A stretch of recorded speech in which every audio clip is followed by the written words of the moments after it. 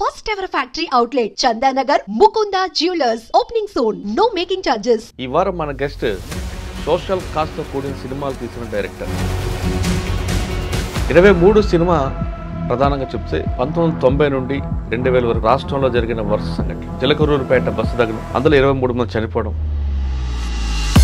Sir ఇట్లా ఒక story ఉంది, అసలు చిలకలూరుపేటలో ఏమైంది తెలుసా ఇదని. చుండూరు ఘటన, చుండూరు మీద ఒకరు చేయాలనుకుంటున్నారు, నువ్వు రైటింగ్ హెల్ప్ ఏమని చేస్తా అంటే అన్న. అదేవిధంగా జూబ్లీస్ కార్ బాంబ్ కేసు. జూబ్లీస్ దాంట్లో జర్నలిస్ట్ చనిపోయారు. ఈరోజు జర్నలిస్టులు ఎందుకు మాట్లాడలేదు? మీరు మల్లేశం సినిమా యొక్క బ్యాక్గ్రౌండ్, ఏ టైం ఒక background sir? 7th class, 10th class, 12th class fail అయిన వాళ్ళు ఎవరైతే ఉంటారో. కాదండి, మీరు లక్షల్లో జీతాలు తీసుకుని ఉద్యోగం చేస్తున్న మీరు సాఫ్ట్వేర్ కంపెనీ యూఎస్లో ఈ ఫీల్డ్లోకి రావాలని ఎందుకు అనిపించింది? మన దగ్గర ప్రొడ్యూసర్కి సరిగ్గా వాల్యూ ఇవ్వరు. కానీ ఇప్పుడు 23 సినిమాల్లో మీరు తీసుకున్న 3 డిఫరెంట్ కేసుల్లో మెసేజ్ ఏమి ఇస్తున్నారు? మనం క్వశ్చన్ చేసుకోవాల్సింది ఏంటంటే, ఇప్పుడు ఇక్కడ మీరు చూపిన సినిమాలు అన్నింటిలో కూడా సొసైటీ రోల్ ఏమైనా చూపించారా లేదా? క్రిమినల్ అవుతున్నప్పుడు కూడా మన మన మన రోల్ ఉందండి. ఎప్పుడు ఈ సినిమాకి ఎప్పుడు మా ముందుకు వస్తుందంటే దీని వెనక చాలా కష్టాలు పడ్డారు కదా. చిన్న సినిమాల కష్టాలు వేరే ఉంటాయండి. 8am మెట్రో తర్వాత యాక్చువల్గా నేను సినిమా తీయొద్దు. ఇప్పుడు మీ సినిమాలో కమర్షియల్ ఏముంది? మన దగ్గర ఒకటి చాలా రాంగ్ వర్డ్ వాడతారండి. సార్ ఫైనల్గా చెప్పండి, నెక్స్ట్ కాన్సెప్ట్ ఏం తీసుకుంటున్నారు? This could be my last film. Welcome to I dream. ఈ వారం మన గెస్ట్ సోషల్ కాస్ట్తో కూడిన సినిమాలు తీసిన డైరెక్టర్. ఆయన గతంలో మల్లేశం, అదేవిధంగా ఏ టైం, ప్రస్తుతం 23. మల్లేశం సినిమాలో ఒక చేనేత కార్మికుడు పడ్డ కష్టాలని కళ్ళకు కట్టినట్టు తీశారు. అదేవిధంగా ఏఎంలో అందులో ఒక మహిళ పడ్డ కష్టాలు. ఇప్పుడు 23 సినిమా ప్రధానంగా చెప్తే 1990 నుండి 2000 వరకు జరిగిన రాష్ట్రంలో జరిగిన వరుస సంఘటనలు. చిలకలూరుపేట బస్సు దగ్గర అందులో 23 మంది చనిపోవడం, చుండూరు ఘటన, అదేవిధంగా జూబ్లీస్ కార్ బాంబ్ కేసు. ఈ 3 క్రైమ్ స్టోరీ ఉన్నాయి కాబట్టి పర్టికులర్గా నేను సార్ని మీకు పరిచయం చేస్తున్నా. ఆ 3 క్రైమ్ సీన్లు ఎలా చేశారు, అందులో ఏం సందేశం ఇచ్చారనే విషయాన్ని ఆయన ద్వారా మీకు తెలిపిస్తారు. సార్ నమస్తే అండి. నమస్తే సార్. 1990 నుండి 2000 వరకు మీరు చెప్పిన 3 చిలకలూరుపేట బస్సు దొంగతనం కేసు అవ్వచ్చు, చుండూరు ఘటన అవ్వచ్చు, జూబ్లీస్ కార్ బాంబ్ కేసు అవ్వచ్చు. ఈ 3 సంఘటనలకి డిఫరెంట్ రీజన్స్, ఆరిజిన్ కనిపిస్తుంటాయండి. చిలకలూరుపేట బస్సు దగ్గర వంతే ఇద్దరు దొంగలు చేసే పనికి అన్ఎక్స్పెక్టెడ్గా జరిగిన ఇష్యూకి చనిపోతారు. చుండూరు ఘటన మీకు ఆల్రెడీ దాని వెనక స్టోరీ అందరికీ తెలిసిందే. ఇక జూబ్లీస్ కార్ బాంబు అంటే దాని వెనక ఇంకో స్టోరీ ఉంటుంది. సూరి ఇంట్లో టీవీ బాంబుకి రిటాలియేషన్గా సూరి పరిటాల మీద అటాక్ చేయడం, శ్రీరాములు సినిమా దీనికి. ఈ ముగ్గురు సంబంధించిన 3 సంఘటనలకు సంబంధించిన క్రిమినల్స్ వాళ్ళు చేసిన నేరస్తులందరూ జైల్లో కలవడం అని చూపిస్తున్నారు. అంటే స్టోరీని అక్కడి వరకు తీసుకున్నారా లేదా ఆరిజిన్ వరకు వెళ్ళారా మీరు? ఈ సినిమాకి సంబంధించి మీరు పడ్డ కష్టాలు ఏంటి? ఎందుకు ఈ సోషల్ కాజ్ అంటే న్యాయం మీద తీసుకున్నారా లేదా క్రిమినల్ బ్యాక్గ్రౌండ్ మీద తీసుకున్నారా లేదా ఫ్యాక్షన్ మీద తీసుకున్నారా? అంటే 3 ఫ్యాక్షన్కి, ఒకటి ఫ్యాక్షన్, ఒకటేమో పరువు హత్యలు ఉంటాయి, మరొకటేమో అన్ఎక్స్పెక్టెడ్ ఇష్యూ. ఒకదాని లింక్ ఉండదు. కానీ ఎలా మీరు దీన్ని అంతా చైన్లో తీసుకొచ్చారు? మీరు ఏ విధంగా సందేశం ఇవ్వబోతున్నారు? ఈ ప్రశ్న సమాధానం చెప్పందుకు రాచకొండ గారి కుటుంబ నేపథ్యం, మీరు మల్లేశం సినిమా యొక్క బ్యాక్గ్రౌండ్, ఏ టైం ఒక బ్యాక్గ్రౌండ్ ఒకసారి చెప్పండి. Sir first thank you so much I dream ఇప్పుడు ఈ ఇంటర్వ్యూ ఈ ఆపర్చునిటీ ఇచ్చినందుకు. I dream has a special place sir. ఇప్పుడు but unfortunate thing, TNR sir passed away. ఇప్పుడు చిన్న ఫిల్మ్స్ అన్నిటికీ లక్షల మంది హెల్ప్ చేస్తే తప్ప ఒక ఫిల్మ్ అవ్వదు sir. But TNR sir had a very major contribution in uplifting the independent cinema. Care of Kancharapalem టీమ్ని తీసుకురావడం, టీంతో చేయించడం, ఇంకొకటి చిన్నది మల్లేశం, ఆల్ దీస్ చిన్న వాళ్ళని ఎంకరేజ్ చేసి ఒక ప్లాట్ఫామ్ ఇచ్చేసి, and then sir use to bring dubbing వాళ్ళని వీళ్ళని, so that lot of these upcoming directors film స్కూల్కి వెళ్ళకపోయినా కొంచెం అరే ఇది ఇట్లా జరుగుతుందంట, క్యాస్టింగ్ ఇలా జరుగుతుందంట, యాక్టింగ్ కోచ్ ఇతను ఉంటాడంట, ఇట్లా ఎంతోమందికి చాలా ఉపయోగపడింది అతనిది. So I miss him and always be grateful to him చేసిన హెల్ప్కి. సో ఇంకొకటి, నేను మీ చాలా పెద్ద ఫ్యాన్ సార్. నేను చాలా ఎపిసోడ్స్ చూసాను ఇవి. స్పెసిఫిక్గా చాలా నచ్చిన ఎపిసోడ్స్ బాలింగం ఎపిసోడ్ సార్. కొన్ని పేర్లు నేను కొన్ని మర్చిపోతాను సార్, అంటే చాలా వీడియోస్ ఉంటాయి కదా. సబ్జెక్ట్ చెప్పండి. ఇంకొక అబ్బాయిది ఏంటంటే ఈ కొంచెం వైలెన్స్ అది ఇది చేసి మర్డర్ కాకపోవచ్చు, తర్వాత పారిపోవడము, మళ్ళీ ఆ డబ్బులు సంపాయి మళ్ళీ ఇక్కడికి వేయడము అంతా చేసి ఇప్పుడు ఉప్పల్లో టీ షాప్ చెప్తున్న అబ్బాయి పోలీస్ వాళ్ళే షాప్ పెట్టించి ఇది చేశారు. So that's a very very nice episode. And the way that you handle it, ఒక సెన్సిటివిటీతో ఒక softer way of talking to them like regular human beings instead of ఒక క్రిమినల్గా అక్కడ పెట్టేసి ఇంటర్వ్యూ చేసేలాగా మీరు ఆ ఇంటర్వ్యూస్ అన్నింటినీ ఒక హ్యూమనైజ్ చేస్తారు. That's the best aspect of it and it can help a few people. అసలు వీళ్ళు ఎందుకు చేస్తారు, ఎందుకు చేసి ఉంటారు, వాళ్ళ ఫ్యామిలీ ఏంటి, ఏం రీజన్స్, సరే చేసేసారు, ఇప్పుడు నెక్స్ట్ ఏంటి, సరే మారదాం అనుకున్నారు, సరే అప్పుడప్పుడు మారదాం అనుకున్న తర్వాత కూడా మళ్ళీ వెళ్ళొచ్చు, మళ్ళీ ఒకసారి మిస్టేక్ అవ్వచ్చు, సరే మళ్ళీ ఇది ఈ ప్రాసెస్ ఏముంటుంది అనేది యాక్చువల్గా మూవీ తీసే ముందు యాక్చువల్గా మిమ్మల్ని నాకు మీ నెంబర్ లేదు, మీ యాక్సెస్ లేదు, యాక్సెస్ ఉంటే మాత్రం ఖచ్చితంగా మీతో కూర్చొని ఇంకా నేర్చుకొని ఇంకా కొంచెం బాగా తీసేవాడిని ఆ సినిమా. ఇంకో మూవీ కలుద్దాం ఇంకా పక్కా సార్. ఒకసారి మనం వెనక్కి వెళ్తే మల్లేశం సబ్జెక్ట్ తీసుకోవడానికి కారణం సార్, నాకు నేను 2006లో ఒక తమిళ్ ఫిల్మ్ చేశాను సార్. 2000లోనే నేను కొంచెం స్టోరీస్ రాయడము ఏమైనా ఇంట్రెస్టింగ్ అనిపించడము అంతవరకు ఉండేది సార్. కాలేజ్ అప్పుడు నేను యూఎస్లో బే ఏరియాకి వెళ్ళినప్పుడు చిన్న ప్రొడక్షన్ అసిస్టెంట్ లాగా ఫుడ్ అంతవరకు చేసిన షార్ట్ ఫిల్మ్ అవన్నీ కూడా అవ్వలేదు, బట్ అట్లీస్ట్ కొంచెం వరకు నేర్చుకోవడం అక్కడ నుంచి. తర్వాత నేను 2006 తమిళ సినిమా చేశాను ఒకటి, జయరాజ్ సార్ అని డైరెక్టర్తో పెట్టి, award winning director, Malayalam director, చాలా మంచి అతను.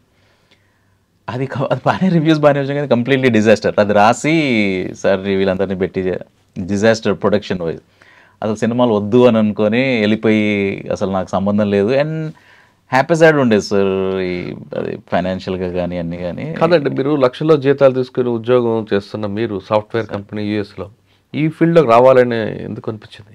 జస్ట్ రైటింగ్ ఒకటి ఇంట్రెస్ట్ సార్. ఓహో. సో సరే ట్రై చేద్దాము అని ఒకటి. డైరెక్షన్ ప్రొడక్షన్ అనేది అసలు ఇంట్రెస్ట్ లేదు, double point of view production అసలు ఇంట్రెస్ట్ లేదు, అది నా సబ్జెక్ట్ కాదు. అది లేకపోతే బిజినెసే చేసుకునేవాడిని కాదు సార్. బిజినెస్ ఫస్ట్ ప్రొడ్యూసర్కి వన్ ఆఫ్ ద చాలా producer does so many things sir. మన దగ్గర ప్రొడ్యూసర్కి సరిగ్గా వాల్యూ ఇవ్వరు కానీ producer is very important. But it's not just money, ఎన్నో ఉండాలి, బట్ బిజినెస్ మ్యాన్ లాంటి ఆలోచన కూడా ఉండాలి. అది నాకు లేదు కాబట్టి అసలు నా అన్ఫిట్ ఫర్ ప్రొడక్షన్, తప్పదు కాబట్టి చేసుకోవడం. కానీ ఇప్పుడు అసలు నాకు అసలు ఒక క్వాలిటీ లేదండి. డైరెక్షన్ కూడా నాకు పెద్దగా చేసేయాలి అట్లాంటిది అప్పుడు థాట్ లేదు. ఇప్పుడు ఫర్ వాట్ ఎవర్ రీజన్ రాసిన వాళ్ళందరూ డైరెక్షన్ అనేది ఇక్కడ ట్రెండ్ ఉంది, బట్ అట్లా కాదండి. కొంతమంది ఓన్లీ రైటింగే కావాలనుకుంటారు, అలానే ఉండేవాడిని నేను. మల్లేశంది నేను టెట్ టాక్ దగ్గర చూసిన తర్వాత అనిపించింది, నేను కనెక్ట్ అయిన పాయింట్ ఏంటంటే వీవింగ్ ఇవన్నీ ఒక వంతు వరకు అండి, బట్ అన్నిటికన్నా మెయిన్ పాయింట్ నేను కనెక్ట్ ఏంటంటే నేను ఫెయిల్ అయ్యి ఆపేసాను, అతను ఫెయిల్ అయ్యి ఆపలేదు కదా. So that was the inspiration for me connect కావడానికి. మళ్ళీ ఒకసారి ట్రై చేసి కదా అని అనిపించి తర్వాత ఇన్స్పిరేషన్ మీదే చేస్తే అయిపోయింది కదా అని స్టార్ట్ అయిందండి. తర్వాత సార్తో మాట్లాడుతూ అన్నీ చేస్తూ ఓ మై గుడ్నెస్ అసలు ఇది ఏంటి, అసలు ఎక్కడి నుంచి స్టార్ట్ అవుతుంది, ఏం ప్రాబ్లం ఏంటి అన్నీ మాట్లాడుతూ రాసి అన్న తర్వాత నేను తరుణ్ మంచి ఇట్లాంటివి అప్పుడు అప్కమింగ్ ఉన్నారు కదా సార్, వాళ్ళతో చేద్దాము అనేదానికి తర్వాత ఒకటి రెండు తర్వాత అనిపించింది ఎంతైనా ఇచ్చేసిన తర్వాత మళ్ళీ మనం ఇంటర్ఫియర్ అవుతే బాగుండదు. బట్ నేను హెవీలీ ఇన్వెస్టెడ్ ఉన్నా, ఈ స్టైల్లో చెప్పాలి, ఇప్పుడు రెగ్యులర్ కమర్షియల్లో చెప్పొద్దు అని. ఆ కాన్ఫ్లిక్ట్తో నేను అయ్యానండి, అంతేగాని నాకు అవ్వాలి అయిపోవాలి ఏదో అట్లా అనేది ఏం లేదు. ఇది నేను మిగతా వాళ్ళు మళ్ళీ ఈ రాసిన విజన్ లాగా ఆలోచించకుండా ఒక టిపికల్ తెలుగు ఫిల్మ్ తప్పేం పట్టట్లేదు సార్, కాకపోతే దీని సబ్జెక్ట్ వేరే ఆనెస్టీగా చెప్పాలి, నాట్ లైక్ ఈ ఫార్ములా లాగా రొటీన్ అట్లా చెప్పొద్దు అనే దాంతో వేరే డైరెక్టర్ దగ్గరికి వెళ్ళినప్పుడు ఫస్ట్ వెళ్దామని అనుకుని తరుణ్ అయితే బాగుంటుంది అనుకున్నా, కొంచెం సెన్సిబుల్, అప్పుడు అప్కమింగ్ శేఖర్ కమల వీళ్ళందరూ ఉన్నారు కానీ వాళ్ళు అప్పుడు కొంచెం హయ్యర్ స్టేజ్ కదండి, మనం అప్రోచ్ కాలేం కదా. తరుణ్ వాళ్ళు అయితే మనం అప్రోచ్ అవ్వచ్చు. సో అక్కడ నుంచి కాదు జస్టిస్ చెయ్యరేమో ఎవరైనా వేరే వాళ్ళు అనేది స్టార్ట్ అయిందండి. బట్ ఐడెంటిఫై కావడానికి ఏంటంటే ఫెయిల్యూర్స్ అప్పుడు నేను ఎట్లా గివప్ చేశాను, అరే ఇతను చేయలేదు కదా, తప్పేముంది ఒకసారి ఫెయిల్ అవుతాం, అప్పుడు అదొకటి ఐడెంటిఫై చేసుకోవడానికి అండి. ఒక టార్గెట్ ఆడియన్స్ని ఎన్నుకోవాలండి. అంటే నేను కొంతమంది అంటారు కదా ఇప్పుడు సినిమా నా కోసమే చేస్తాను అనేది, నేను అంటే నమ్మనండి. కాకపోతే ఏంటంటే ఇప్పుడు ఒక పెద్ద మూవీ ఉంటుందండి బాహుబలి, వాళ్ళు ఏంటంటే అందరు చూడాలి అని చేస్తారు. చిన్న సినిమాలకి అది పాసిబుల్ కాదు. సో మనం టార్గెట్ ఆడియన్స్ని పెట్టుకోవాలండి. మన సినిమా ఇప్పుడు ఎవరి కోసం చూస్తున్నారు? నేను మలేషియన్స్ టార్గెట్ ఆడియన్స్ పెట్టుకుంది ఎవరంటే అండి 7th class 10th class 12th class fail అయిన వాళ్ళు ఎవరైతే ఉంటారో, 6th క్లాస్ ఫెయిల్ అయిన అతను ఉన్నాడు, మళ్ళీ చేసుకున్నాడు, ఎన్ని ఫెయిల్ అయినా ట్రై చేసుకున్నాడు, మంచిగా సెటిల్ అయ్యాడు, పద్మశ్రీ తెచ్చుకున్నాడు. సరే మిగతా వాళ్ళు పద్మశ్రీ అవసరం లేదు కదండి. అవును, 10th ఫెయిల్ అయినా ఉంటాడు, మేబీ డ్రైవ్ చేసుకుంటాడు, లేకపోతే ఇంకొక జాబ్ చేసుకుంటాడు, మళ్ళీ సాఫ్ట్వేర్ చేసుకుంటాడు, డిప్లొమా చేసుకుంటాడు, మళ్ళీ డిగ్రీ చేసుకోవచ్చు, 1,00,000 చేసుకోవచ్చు. బట్ ఆ టైం ఇప్పుడు మనం పెద్దగా అయిన తర్వాతే I was an adult when I fail, right? మనకు లాసెస్ ఇవన్నీ వచ్చినప్పుడు బయటపడతాం. 3-4 years ఎవరైనా బయటపడతారు కదండి. అంటే అపజయం విజయానికి తొలిమెట్టు అనేది మీరు నమ్మారు సార్? ఒక అపజయం విజయానికి తొలిమెట్టు. విజయం కాకపోయినా పర్వాలేదు సార్, ఎక్స్పీరియన్స్ అనేది ఇంకొకసారి ట్రై చేయొచ్చు. అవును, ఫస్ట్ ఫెయిల్యూర్ దగ్గర నేర్చుకుని మళ్ళీ ఇంకొకసారి ట్రై చేస్తాం. అంటే మీరు అనుకున్న కంటెంట్ వచ్చిందంటారు మలేషియాలో? అంటే నేను అనుకున్న దానికన్నా బెటర్ వచ్చింది సార్. సూపర్. అయితే మనం ఇంత అనుకుంటాం కదా, ఇప్పుడు మిగతా వాళ్ళు అనుకోవచ్చు ఇది మామూలుగా ఉందని, తప్పేం లేదు వాళ్ళ పాయింట్ ఆఫ్ వ్యూ. నా పాయింట్ ఆఫ్ వ్యూ రాసుకున్నప్పుడు మనం ఇంత అనుకుంటాం, తర్వాత నా ఎక్స్పెక్టేషన్స్కి బెటర్ వచ్చింది, మిగతా వాళ్ళ ఎక్స్పెక్టేషన్స్కి కొంచెం ఎక్కువ వచ్చు తక్కువ వచ్చు, వాళ్ళ పర్స్పెక్టివ్ కదండి.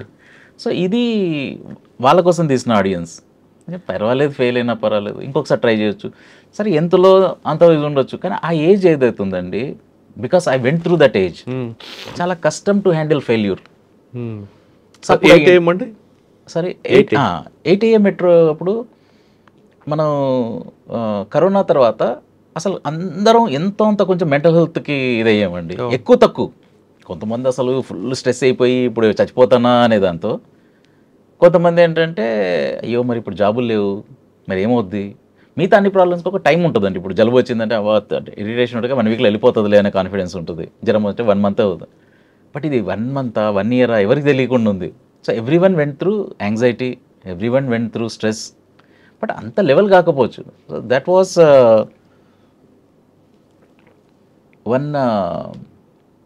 One phase all of us went through mental ఇది.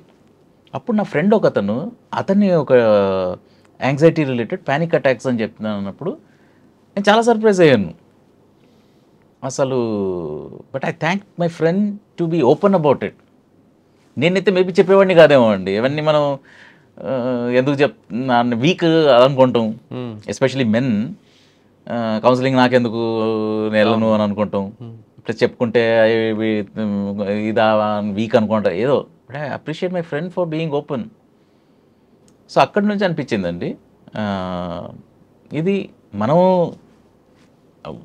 ఐడెంటిఫై అయ్యాము ఆ ప్రాబ్లంతో, బయట నుంచి కాదు లోపల ఉన్నాం. అవును. సో అప్పుడు ఇది ఇంపార్టెంట్ సబ్జెక్ట్, మనం ఎట్లా ఫీల్ అవుతున్నాం అనేది అది ఐడెంటిఫై కావడానికి. టార్గెట్ ఆడియన్స్ ఏంటంటే మనకన్నా ఎక్కువ ఈ ప్రాబ్లం ఫేస్ అవుతున్న వాళ్ళు, జస్ట్ ఒకసారి లెట్స్ టచ్ దెమ్. సో వాళ్ళు కోర్ ఆడియన్స్ అండి. మన కోర్ ఆడియన్స్ తర్వాత ఇంకా ఎక్కువ మంది చూస్తే చాలా సంతోషం, బట్ అది మన కోర్ ఆడియన్స్ అండి. సో అది మల్లాది సార్ది అందమైన జీవితం లైన్ తీసుకుని సార్ దగ్గర రైట్స్ తీసుకుని అప్పుడు అది మల్లాది కృష్ణమూర్తి సార్ది అందమైన జీవితం బుక్ అండి. సో తెలుగులో ట్రై చేశాను, యాక్టర్స్ ఎవరు కూడా అసలు ఈ సబ్జెక్టు సుత్తి అది ఇది అంటే మళ్ళీ అప్పుడు హిందీ యాక్టర్స్ పట్టుకొని వాళ్ళతో హిందీలో చేశానండి. సో ఇది కంప్లీట్ డిజాస్టర్ అండి. ఓటీటీలో బాగానే ఉంటుంది కదండి. ఓటీటీ వాళ్ళు మనకి అడ్వర్టైజ్మెంట్ బేస్ అది ఇదని ఇచ్చారు, కానీ అది వ్యూస్ యూట్యూబ్లో వ్యూస్ బాగానే ఉంటుంది. అదే అండి లక్కీగా ఏంటంటే అట్లీస్ట్ అది వెళ్ళినందుకు తర్వాత 2 yearsలో చూశారు పీపుల్. థియేటర్లోకి వెళ్ళినప్పుడు ఎవరు చూడలేదు, ఇప్పుడు ఓటీటీలో అదేం రాలేదు మనకి, దాంతో ఏం వర్కౌట్ అవ్వలేదు. వీటిలో హార్డ్లీ ఎనీథింగ్ అండి ఇప్పుడు మనకి, అంటే financial point of view. But it took 2 years. But మనం అనుకున్న ఎవరైతే టార్గెట్ ఆడియన్స్ ఉందో వాళ్ళకి రీచ్ అయింది అది. సో నేను గట్టిగా ఏం నమ్ముతానంటే ప్రోడక్ట్ బాగుంటే టైం పట్టొచ్చు, బట్ ఈరోజు రేపు డిజిటల్ అన్నీ ఉన్నాయండి. ప్రోడక్ట్ బాగాలేకపోతే వెళ్ళకపోవచ్చు, కానీ కష్టము అంత ఈజీ కాదు రీచ్ అవ్వడం. ఇంకా ప్రోడక్ట్ బాగుంటే మాత్రం రీచ్ అవుతుంది. సో ఇది ఈ మూవీ అయిన తర్వాత నాకు అసలు మళ్ళీ మూవీ తీయాలి అర్జెంటుగా అనేది అస్సలు ఏ మాత్రం ఇది లేదండి అసలు. సరే చూద్దాము అన్నట్టు ఉన్నాను, చూద్దాంలే బాగుంటే. సార్ 8 AM మెట్రో తర్వాత మరి ఏం చేశారు మీరు? జాబ్ సార్, రెగ్యులర్ జాబ్ నాది, సాఫ్ట్వేర్ ప్రోగ్రామింగ్ జాబ్. అంటే నేను ఇప్పుడు కోడింగ్ చేస్తాను, నేను సింపుల్ జాబ్. వర్క్ అయిపోతే మళ్ళీ కంప్లీట్గా ఒక షెల్. ఈ ఓన్లీ ఈ మార్కెటింగ్ ఫేజ్లోనే ఇప్పుడు తప్పదు కదా సార్, ఇప్పుడు మూవీ మనం ప్రమోట్ చేసుకోవాలి. అదే ముందులాగా వీలుంటే మేము టెక్నీషియన్స్ బిహైండ్ ద సీన్స్ ఉండి యాక్టర్స్ని ముందు పెట్టుకుని నడిపించేస్తే అదే ఐడియల్ మాకు. కానీ ఇప్పుడు చిన్న సినిమాలకి తప్పదు కదా సార్, కొంచెం ప్రమోట్ చేయాలి, మనం వచ్చి మాట్లాడాలి మూవీ గురించి. ఈ ఫేజ్ అయిపోయిందని అంటే అస్సలు ఇంకా వరల్డ్తో అసలు సంబంధం లేదండి, జస్ట్ వెళ్ళడం వర్క్ చేసుకోవడము సార్. ఈ డెడికేషన్ వర్క్లో కూడా అంతేనండి, మార్నింగ్ నుంచి నైట్ వరకు వర్క్ చేసుకోవడం. మరి ఈ సినిమా ఎందుకు తీసుకున్నారండి, ఇలా అసలు చెప్పాను కదా సార్, కొంచెం మూవీ వర్కౌట్ అవ్వలేదు కాబట్టి. ఈ 2 సినిమాలు మీకు ఫైనాన్షియల్ లాస్ అయి ఉంటుంది కదా? అది సెకండ్ అయితే 0 అండి, 0. సో అసలు అందుకనే చూద్దాంలే మళ్ళీ 2-3 సంవత్సరాలకి ఎప్పుడైనా. దీంట్లో first you have to forget that, right? కానీ the happiness is after 2 years దానికి మనం ఎవరికైతే రీచ్ అవ్వాలనుకున్నాం వాళ్ళకి అయ్యామండి. మూవీ తీసినందుకు రిగ్రెట్ ఏం లేదు, కాకపోతే అరే థియేటర్లో ఒక 4 చూసి, లేకపోతే మంచి ఓటీటీ ప్లాట్ఫామ్ తీసుకొని మనకు కొంచెం అట్లీస్ట్ సగమో ఎన్నో వస్తే కొంచెం సాటిస్ఫాక్షన్ ఉండేది అనేది ఉండేది. But otherwise I'm very happy అండి. కాకపోతే తీయాలి అనేది మళ్ళీ నాకు అసలు లేదు. సో ఒక ఫ్రెండ్ ఇక్కడ భరద్వాజ్ సార్ ఇంటర్వ్యూస్ చూస్తూ ఉంటాడు, జర్నలిస్ట్ ఉన్నారు కదండి యూట్యూబ్లో, రగ్గవాజ్ల భరద్వాజ్ గారు. అతనిది ఇంట్రెస్ట్ ఉండి అతను వచ్చి కలిసాడు, లంచ్కి తీసుకెళ్తాను సార్ అని వెళ్ళి మాట్లాడితే, సార్ ఇట్లా ఒక స్టోరీ ఉంది అసలు చిలకలూరుపేటలో ఏమైంది తెలుసా ఇదని. అసలు అతను వచ్చి నాకు చెప్పాడండి. చెప్తే నేను అన్నా బాగుంది స్టోరీ, కాకపోతే దీంట్లో క్లైమాక్స్ లేదు, సరే సినిమా స్టైల్లో మనం దీన్ని ఇది చేయలేము, ప్లస్ రెండోది 23 మందిని చంపారు, ఏమని మనం ఇది చేస్తాం, ఒక్కరా ఇద్దరా? మళ్ళీ అది బర్న్ టు డెత్ అనేది it's the most painful death అండి. ఇప్పుడు డెత్ 1,00,000 విధాలలో చావచ్చు, యాక్సిడెంట్లో చావచ్చు, నరికేయచ్చు, చంపచ్చు, ఏమని చెప్పచ్చు. But the most painful death is through ఈ బర్న్స్తో చనిపోవడం. ఏమని చేద్దాం ఇది స్టోరీ? సపోర్ట్ చేయలేము, వీళ్ళని రీడింగ్ చేయలేము, కానీ ఆ డెప్త్కి వెళ్ళినప్పుడు మాత్రము ఎందుకు చేస్తారు అసలు, ఏంటి బ్యాక్గ్రౌండ్ ఎందుకు ఉంటుంది? సార్ తప్పు చేశాడు, తప్పు చేసిన తర్వాత లోపల ఎట్లా ఉంటుంది, శిక్ష ఎంత ఉంటుంది, ఎంత శిక్ష పడాలి, ఎంత పడొద్దు, తర్వాత చేంజ్ ఎట్లా అవుతారు, చేంజ్ అవ్వచ్చా, ఇవన్నీ చూసినప్పుడు కొంచెం స్టోరీ ఉందనిపించిందని. అయినా కాన్ఫిడెన్స్కి లేదు నేను. విచిత్రం ఏంటంటే అదే రోజు ఇంకొక ఫ్రెండ్ చెప్పాడు, చుండూరు మీద ఒకరు చేయాలనుకుంటున్నారు, నువ్వు రైటింగ్ హెల్ప్ ఏమని చేస్తా అంటే, అన్న అది పెయిన్ఫుల్ ఇన్సిడెంట్, అది పబ్లిక్కి తెలవాల్సిన అవసరం ఉంది, చాలామంది మర్చిపోయి ఉంటారు. అది ఇట్స్ అన్ ఇంపార్టెంట్ థింగ్. దాన్ని మళ్ళీ రెచ్చగొట్టడానికి పర్పస్లో కాదు, కానీ నేర్చుకోవాల్సింది, మళ్ళీ ఫ్యూచర్లో జరగకుండా ఉండాల్సింది, ప్లస్ జరిగిన దానికి ఒక మనలోనే ఒక చేంజ్, అరే ఇది జరగకపోవాల్సింది కదా అని తెలుసుకోవడం, ఇవన్నిటికీ చాలా ఇంపార్టెంట్ ఇది. కానీ దాంట్లో స్టోరీ లేదు. ఇప్పుడు ఫూలన్ దేవి స్టోరీ ఉంది సార్, ఎందుకు సక్సెస్ అయింది ఆ స్టోరీ? బుక్స్లలో సక్సెస్ అయింది, మూవీలలో సక్సెస్ అయింది, ఎందుకంటే ఒక పరిస్థితులతో ఆమెని టార్చర్ చేసినప్పుడు ఆమె రివోల్ట్ చేసింది, వాళ్ళని చంపింది, మళ్ళీ కానీ లా క్యాచప్ చేసుకుంది. ఎందుకంటే ఇంతమంది చంపారు, సో మరి వాళ్ళు చంపడం కరెక్టా రాంగా అనేది మనం ఎవరూ రైట్ రాంగ్ చెప్పలేము. అవును. కానీ అంతకన్నా ఎక్కువ మందిని ఇప్పుడు చంపుతా అంటే మళ్ళీ అది కరెక్టా రాంగా అని మనం చెప్పలేము. మళ్ళీ ఈమె చంపినందుకు ఈమెకి మళ్ళీ ఎన్కౌంటర్లో ఇదైంది. మరి అట్లీస్ట్ ఒక స్క్రీన్ ప్లే ఫార్మాట్ ఉందండి, ఒక తప్పు చేయడము, దానికి రివెంజ్ తీసుకోవడం కరెక్ట్, పొయిటిక్ జస్టిస్, అది ఆమెకు హక్కు ఉంది. కానీ న్యాయంగా అది రాంగ్, అది లాస్ ప్రకారంగా, దాని ప్రకారంగా మళ్ళీ లాస్ ఆమెని మళ్ళీ వాళ్ళు చంపేయడం, అది వైలెన్స్. ఎట్లా నువ్వు రైట్ ఉన్నా రాంగ్ ఉన్నా మళ్ళీ వైలెన్స్. దాంట్లో ఒక స్ట్రక్చర్ ఉందండి. దీంట్లో వీళ్ళని 8 మంది చంపేశారు, తర్వాత ఇవి జరిగినాయి, కోర్టులో వెళ్ళారు, వీళ్ళు లైఫ్ పడింది వీళ్ళకి, మళ్ళీ హైకోర్టుకి వెళ్ళారు, బయటికి వెళ్ళిపోయారు, సుప్రీంకోర్టు ఇప్పుడు నడుస్తుంది. 91 ఎక్కడండి, 2025 ఎక్కడ? ఓకే. సో దీంట్లో స్టోరీ ఎక్కడుంది? వీళ్ళు ఇప్పుడు రివెంజ్ తీసుకున్నారా, తీసుకోలేదు, వాళ్ళకి శిక్ష పడిందా, పడలేదు, స్టోరీ లేదు కదా. సో అందుకనే లేదండి అని అన్న. బట్ రాత్రి ఆలోచిస్తున్నప్పుడు ఇవన్నీ కలిపితే ఒక స్టోరీ ఉంది అనే ఒక ఐడియా వచ్చిందండి. సో దెన్ ఇది ఫామ్ చేయడానికి. బట్ దీంట్లో మెయిన్గా ఐడెంటిఫై చేసుకోవడానికి రీజన్ ఏంటండి, నేను నా లక్ ఏంటంటే ఆల్మోస్ట్ ఒక 21, 22 ఆ ఏజ్ తర్వాత నుంచి లక్కీగా, అంటే మన పరిస్థితులు బాగాలేకపోతే మనం దేంట్లోనైనా ఇరుక్కోవచ్చు కదండి. లక్కీగా నేనేమి మిస్టేక్స్ ఏమి పెద్దగా నేను చేయలేదండి. ఇప్పుడు ఒక 3-4 ఏమున్నాయో దానికన్నా ముందే ఆ ఫేజ్లో చాలామంది అండి because of hormonal issues, peak hormonal ఇది ఉంటాం. రెండోది ఏంటంటే పీపుల్ గమనించింది ఏంటంటే అబ్బాయిలు కొంచెం లేట్గా ఇక్కడ ఈ పార్ట్ ఆఫ్ ద థింగ్కి ప్రీఫ్రంటల్ కార్టెక్స్ ఉంటుందండి, పిఎఫ్సి ఏంటంటే ఇది చేస్తే మనకి వాళ్ళకు మళ్ళీ మనకి ఇది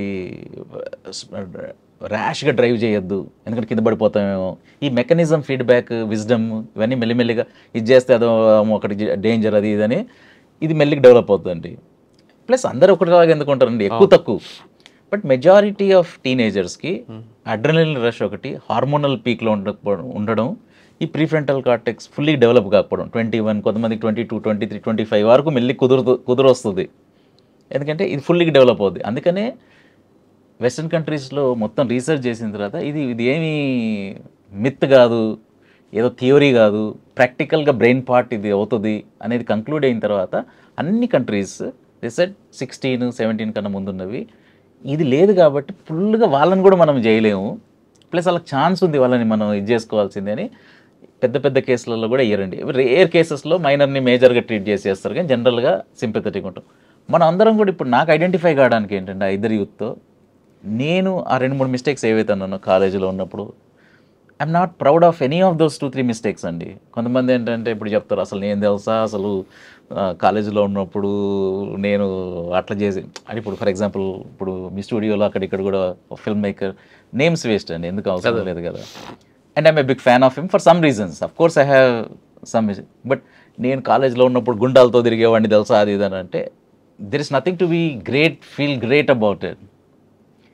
ఇది if you go to psychological aspect of it, కాలేజ్లో ఉన్నప్పుడు గుండాలతో ఎందుకు తిరిగేవు, ఎందుకంటే you don't have the power to say నేను ఒక్కడినే ఎనఫ్ అని కాదు, నువ్వు ఇంకొకరు గుండాల దగ్గరికి వెళ్తున్నావు, నువ్వు వాళ్ళతో కలుస్తున్నావు, వాళ్ళ పవర్తో నువ్వు కూడా పవర్ఫుల్ అని ఫీల్ అవుతున్నావు. There is always psychological thing with the person also doesn't know why he is doing అండి. గుంపు నీకు ఎందుకు కావాలి, అప్పుడు ఇంకొక గ్యాంగ్ పెట్టుకోవాలి, నువ్వు ఏమైనా పేరు పెట్టుకోవచ్చు, ఫ్రెండ్షిప్ అనొచ్చు, ఇంకేమనొచ్చు, బట్ ఆ ఇన్ఫీరియారిటీ కాంప్లెక్స్తో వచ్చే ఇవన్నీ దెర్ ఇస్ అది న్యూరో సైన్స్ ఇస్ అది వేరే సబ్జెక్ట్ అండి. But the point is I'm not proud of any of the 3-4 mistakes that I did before that.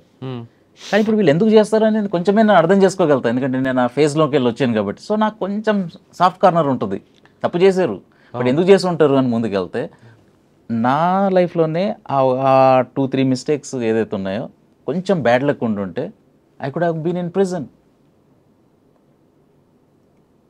అదృష్టం కదండి, మన జెనెటిక్ ఉంటుంది ఒకటి, మన జెనెటిక్ పుట్టినప్పుడు మన ఎలా అనేది మన పాస్ట్ జెనెటిక్స్ ఉంటుంది, రెప్టిలియన్ బ్రెయిన్ ఉంటుంది, సర్వైవల్ కోసం ఎన్నో రకరకాల వీటితో మనం వచ్చాము, అవన్నీ ఇన్ఫ్లుయెన్సెస్ ఉంటాయి. మనం ఏ అట్మాస్ఫియర్లో పుట్టాము, మన పేరెంట్స్ ఏంటి, మనకు ఫ్రెండ్స్ ఎవరు, ఈ లక్ష కారణాల రీజన్స్తో మనం ఒక్కొక్క నెక్స్ట్ యాక్షన్ జరుగుతూ ఉంటుంది. సో కొంచెం మనం ఆ ఫేజ్లోకి వెళ్ళొచ్చాం కాబట్టి ఈ ఇద్దరి మీద కొంచెం ఐ కుడ్ అండర్స్టాండ్. కానీ ఇక్కడ సమర్థించట్లేదండి వీళ్ళు చేయడం రైట్ రాంగ్, బట్ ఎందుకు చేసి ఉంటారు. సో వాళ్ళు కొంచెం ఫిక్షన్ యాడ్ చేస్తుంటారు, అంటే వీళ్ళిద్దరే కేసులు కాదు కదా. ఇప్పుడు బాలింగం ఉన్నాడు, ఎందుకు చేసి ఉంటాడు, ఓకే. నెక్స్ట్ ఇంకొక అబ్బాయి ఎవరైతే ఉప్పల్లో చేస్తున్నాడు, ఎందుకు చేసి ఉంటాడు. సో వీళ్ళందరివి why they would have done, ఎందుకు, ఇవన్నిట్లలో మీరు చూస్తూ ఉంటే we as society we are also responsible for their mistakes అనేది తెలుస్తుంది మనకి. మరి జూబ్లీ స్కార్పాప్ ఎంత తీసుకున్నారు అందులో? దీంట్లో ఏంటండి, చుండూరు దాంట్లో ఇంటెన్షన్ అనేది ఇంపార్టెంట్ అండి ఎప్పుడైనా. It was a pre planned massacre. తప్పు ఏదైనా కావచ్చండి, పిల్లలు థియేటర్లో కాలు తగిలిందా, అమ్మాయిని ఏడిపించారు, అవన్నీ కామన్. మనం అందరం ఆ సుత్తిలో నుంచి బయటకు వచ్చిన వాళ్ళమే, అందరం విచక్షణ జ్ఞానం ఏం లేకుండా మనం ప్రవర్తించింది ఆ కాలేజ్ టైంలలో, ఏజ్. బట్ దాంట్లో పెద్దలు ఇన్వాల్వ్ అయిపోయి అదైపోయి ఇదైపోయి ఇవన్నీతో ప్లాన్ చేసి చంపింది వేరే అండి. అది అక్కడ లోవర్ కోర్ట్ లైఫ్ పడింది, హైయర్ కోర్టు వదిలేసింది. వీళ్ళిద్దరి విషయంలో దొంగతనం చేద్దాం, మిస్టేక్ అయింది, ఏదో చేద్దాం, సరే ఎగ్జాక్ట్ జరిగింది ఎవరికి తెలియదు కదండి. వీళ్ళేమో మేము అన్ఇంటెన్షనల్ అంటారు. ఛార్జ్షీట్లో ఏం క్లారిటీ లేదు, విట్నెసెస్కి ఎందుకు తెలుస్తుంది అంత గందరగోళంలో. But doesn't matter what the truth is, which will never know. కాకపోతే డెత్ సెంటెన్స్ పడింది. కానీ whether it was intentional or not, motive ఏంటి, దొంగతనం చేయకపోయి మిస్టేక్ అయిందా, మిస్టేక్. 23 అది చాలా ఎవరు సమర్థిస్తారండి? 23 లైఫ్స్, వాళ్ళ 23 ఫ్యామిలీస్ ఏమై ఉంటాయి, వాళ్ళ పిల్లలు ఏమై ఉంటాయి. And I show the other side of the things అండి. వీఆర్ నాట్ ట్రయింగ్ టు వీళ్ళు చేసింది కరెక్ట్, ఇది ఎట్లా కరెక్ట్ అవుద్దండి? అంటే వాళ్ళు గ్లోరిఫై చేయట్లేదు అస్సలు. See the film completely deglorifies violence. Right. కానీ ఇక్కడ మీరు చెప్పింది మూడోది కేసులో ఇద్దరు వ్యక్తిగత కక్షలు, ఓకే, ఎన్ని డికేడ్స్ నుంచి జరుగుతున్నాయి. సరే ఈడ అప్పర్ హ్యాండ్ కోసం ఇక్కడ చంపుతున్నాడు ఇక్కడ, but what about the people who are dying? ఎవరు అడిగారండి? అందరికీ ఒక న్యూస్ అది, ఈరోజు బాంబు వేసారంట, వాళ్ళ మీద వీడు చంపారంట అని డిస్కషన్ అవుతుంది మీడియాలో. సరే బాంబు వేసినప్పుడు వీళ్ళు ఫాలోవర్స్ చనిపోయే వాళ్ళు ఎవరెవరు? జూబ్లీ హిల్స్ దాంట్లో జర్నలిస్టులు చనిపోయారు. ఈరోజు జర్నలిస్టులు ఎందుకు మాట్లాడలేదు? ఇప్పుడు బయట వాళ్ళు అంటే వాయిస్ లేదనుకుందాం, ఓకే, ఈటీవీ వాళ్ళు అనుకుంటా, కెమెరామ్యాన్లు, జూనియర్ ఆర్టిస్టులు, కొంతమంది జర్నలిస్టులు, 4-5 టోటల్ 26 మంది చనిపోయారు. మేబీ కొంతమంది తర్వాత చనిపోయి ఉంటారు, 26 మంది చనిపోయారు. సో మొత్తం మనం డిస్కషన్ ఇప్పుడు వీడు ఎవరిని చంపుతాడు, మళ్ళీ వీడు ఏం రిటాలియేట్ చేస్తాడు అనే బిజీలో ఉన్నాము. 26 మెంబర్స్ గురించి ఎవరు మాట్లాడారు? చెప్పండి, జర్నలిస్టులే మాట్లాడలేదు. ఈటీవీ వాళ్ళకి ఓన్ టీవీ ఉంది, న్యూస్ పేపర్ ఉంది, వాళ్ళు మాట్లాడలేదు. కామన్ మ్యాన్ మాట్లాడలేదు. మర్చిపోతారు కదండి, మర్చిపోతారు. సో వాళ్ళకి లైఫ్ పడింది, ప్లాన్ చేసిన వాళ్ళకి లైఫ్ పడిన తర్వాత స్పెషల్ జియోతో గవర్నమెంట్ సత్ప్రవర్తన కింద రిలీజ్ చేసింది. సో లాస్ సేమ్ 3 కేసెస్లలో, బట్ పనిష్మెంట్స్ ఎందుకు వేరే ఉన్నాయండి? అంటే ఇక్కడ ఒక విషయం అండి, Chilakaluripet case, Chundur case, Jubilees car bomb case తీసుకున్నారు మీరు, ఓకే. ఒక్కొక్క దానికి ఒక రీజన్ ఉంది. చిలుకలూరుపేట కేసులో వాడు ఇంటెన్షనల్గా చేసింది కాదు, అప్పటికప్పుడు వాడు పారిపోదాం అనేది ఇంటెన్షన్, దాంట్లోనే ఆ పెట్రోల్ ట్యాంక్ కిరోసిన్ డబ్బా పడడం, ఈ పెట్రోల్ ఏదో కరెక్ట్ అండి అవుతుంది. చుండూరు కేసులో ఇంటెన్షన్, అది కాన్స్పిరసీ ఉంది, కరెక్ట్, రైట్. జూబ్లీస్ కేసులో కాన్స్పిరసీ ఉంది, కానీ వాడి బాంబుతో పాటు వాళ్ళ ఫాలోవర్స్ చనిపోతా అని జస్ట్ కొంచెం మిస్కాల్కులేషన్తో అది కొంచెం యాక్సిడెంట్ అనుకోవచ్చు. బట్ ఇంటెన్షనల్ ప్లాన్, దాంట్లో జరిగిన ప్లాన్ ఫెయిల్యూర్తో 26 మెంబర్స్ చనిపోయారండి. ఇందులో ఈ రెండిట్లోనే కాన్స్పిరసీ ఉంది, ఒక దాంట్లో ఫుల్ ప్లానింగ్ అన్నిటితో ప్లానింగ్ ఉంది, ఎగ్జిక్యూషన్ ఉంది, అన్నీ ఉన్నాయి. అంటే ఇక్కడ జడ్జిమెంట్ వచ్చేసరికి ఒక్కొక్క దానికి ఒక్కొక్కటి వస్తుంది. ఇప్పుడు ఫస్ట్ నేను ఎవరిని గ్లోరిఫై చేయట్లేదు, ఎవరిని సమర్థించట్లేదు, కానీ జూబ్లీస్ కార్ బాంబ్ కేసుల్లో వచ్చేసరికి ఇక్కడ వాళ్ళు మీరు ఇందాక చెప్పారు, 2 కుటుంబాల మధ్య జరిగిన వ్యవహారం అది, అందులో చనిపోయి ఉండొచ్చు. కానీ చుండూరు కేసులో 2 కుటుంబాలు కాదు, 2 కులాల మధ్యన, కాబట్టి దాంట్లో సీరియస్నెస్ ఎక్కువ ఉంది. చిలుకలూరుపేట కేసులో 2 వ్యక్తుల మధ్యన, వాళ్ళు ఎవరో వీళ్ళు తెలియదు, వీళ్ళెవరో వాళ్ళు తెలియదు, అంతే. క్షమాభిక్ష అన్నది జూబ్లీస్ కార్ బాంబుల కేసులో వచ్చింది. ఎందుకు వచ్చింది అన్నది ఇప్పుడు మనకి టార్గెట్ వస్తుంది. ఆ టార్గెట్లో నాకున్న సమాచారం ప్రకారం అప్పుడున్న ప్రభుత్వం ఆ వ్యక్తిని బయటికి తీసుకురావడానికి ఖైదీల పరివర్తన మార్పులో ఈ 120B అనేది ఎగ్జామ్షన్ ఇచ్చింది. కరెక్ట్, ఇచ్చింది కాబట్టి నేను బయటకు వచ్చాడు. కరెక్ట్. ఇక్కడికి వచ్చేసరికి 120B లేదు. ఇక్కడ చిలుకలూరుపేట బస్, ఇక్కడ చుండూరు కేసులో ఉంది. ఇక్కడ చుండూరు కేసులో కూడా 120B ఉంది, 302 ఉంది. కానీ అక్కడ కులం కాబట్టి అక్కడ అది వచ్చింది. కరెక్ట్ అండి. ఇప్పుడు మీరు ఈ మూడింటిని ఎలా గ్లోరిఫై చేస్తారనేది కామన్గా ఎలా తీసుకుంటున్నారు? సింపుల్ అండి. Okay, 302 120B right. ఈ రెండిట్లలో చుండూరులో ఫస్ట్ లైఫ్ పడింది, ఇంతమంది సాక్ష్యాలు ఉన్నారు, అన్నీ ఉన్నారు. అవును. కాకపోతే ఏమొద్దండి, మీకు డబ్బులు లేనప్పుడు మీరు లాంగ్ లీగల్ ఫైట్ చేయలేరు. కానీ 3వ కేసులో డబ్బులు ఉన్నాయి. ఫస్ట్ కేసులో చూసుకుంటే ఇప్పుడు మీరు ఆవేశంలో ఉన్నారు అంటే బాధితులు. ఓకే, సరే కొన్ని రోజులు వర్క్ చేయకపోయినా మనం ఫైట్ చేద్దాము అని 1 year 2 years వరకు మిగతా మీడియా సపోర్టు, పొలిటీషియన్ సపోర్టు, వాళ్ళకి కూడా వెల్ విషర్స్ ఉంటారు, వాళ్ళందరితో కలిపి మీరు ఫైట్ చేస్తారండి కేసు.